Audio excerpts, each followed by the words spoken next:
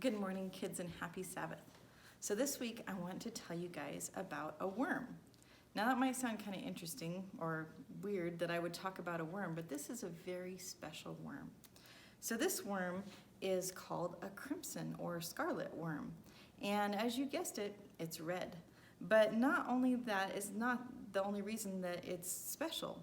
So I'm going to tell you a little bit more about it. So when a mama crimson worm is ready to have babies, she'll go and she'll attach herself into a tree or a stick that is, higher up, and she will then make a hard shell out of her body, and it's like extremely hard to pull it off there, and it's very hard and protective. And so in that protective shell that she makes, she then lays her eggs, and they hatch and they become larvae.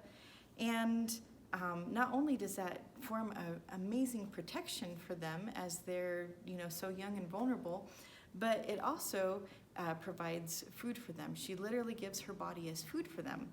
And then after a short period of time, she dies. And within 3 days of her dying, and the larvae are in there, and she's given herself for them, that she releases a chemical that stains them red for their whole life. And after 3 days, then the outer shell that she made turns just as white as snow, and it falls off. And the reason that this is so cool and so special, in addition to just being an amazing little creature that God has made, is because this is actually found in the Bible. Now, in our translation, it's a little bit difficult. So in Psalms 22:6, this is what it says: "I am a worm and no man, a reproach of men and despised of the people." Now, anybody that has read Psalms 22 knows very well is that this is kind of considered the crucifixion chapter. It's written like 1,000 years before Jesus was here on this earth, but there's a lot of stuff in there that Jesus either said or is symbolic of Jesus's life and death here for us. Now, so when Jesus says, "I am a worm," it's kind of a weird thing, but in the original translation, it actually is referring to this scarlet worm.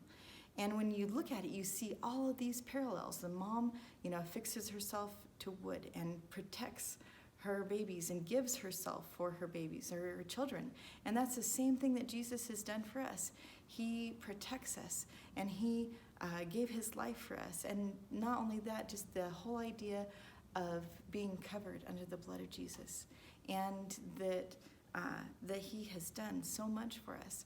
And so something that seems so weird when we read it, when you really dig in a little bit more, is actually really amazing. Just the symbolism that's there to help us to understand what Jesus has done for us, how he gave himself for us, how much he protects us, how much he loves us, and that we are always then, once we accept him, covered in his blood as long as we ask for it. So I hope that you guys have learned as much from this as I have, and that you have a great Sabbath. Bye.